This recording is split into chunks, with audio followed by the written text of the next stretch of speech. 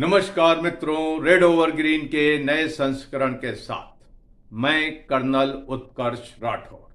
मित्रों, 1 फरवरी को finance minister Nirmala Sitharaman ने संसद में देश का अंतरिम बजट पेश किया। आमतौर से हम भारतीयों की निगाह बजट में इसलिए रहती है कि जान सकें कि टैक्स में क्या राहत मिली या किसी चीज के दाम कम हुए या बढ़ गए।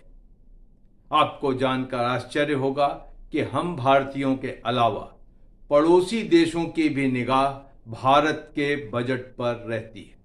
जी हां, क्योंकि भारत अपने बजट में पड़ोसी मुल्कों के लिए भी बजट के प्रावधान करता है।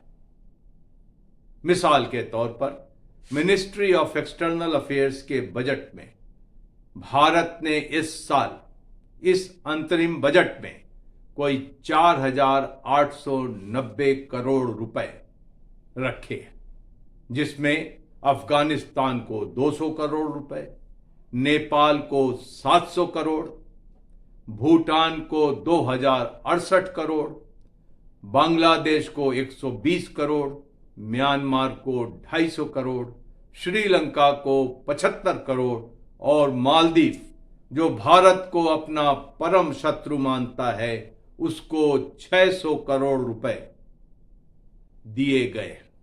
चूंकि ये अंतरिम बजट है, तो जब देश का पक्का बजट आएगा तो इस राशि में सिर्फ और सिर्फ बढ़ोतरी होगी।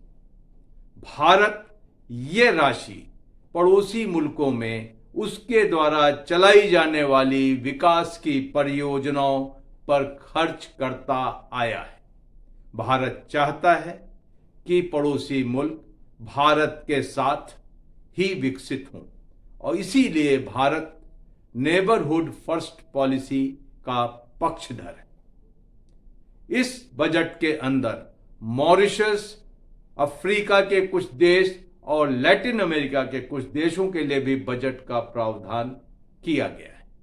आज भारत एक उभरती हुई आर्थिक शक्ति है, इसलिए उसके बजट को लोग बारीकी से देखते हैं, जानना चाहते हैं कि भारत की अर्थव्यवस्था इस साल कैसी रही। भारत कितना पैसा शिक्षा, स्वास्थ्य, इंफ्रास्ट्रक्चर, इंडस्ट्री, एग्रीकल्चर और इन्वेस्टमेंट पर खर्च करने वाला है। भारत कितना पैसा डिफेंस पर खर्च करने वाला है, बहुत से देश जानना चाहेंगे। बहरहाल, भारत चाहता है कि उसके पड़ोसी मुल्क उसके साथ विकसित हों, इसीलिए बजट में वो ऐसे प्राविधान रखता है।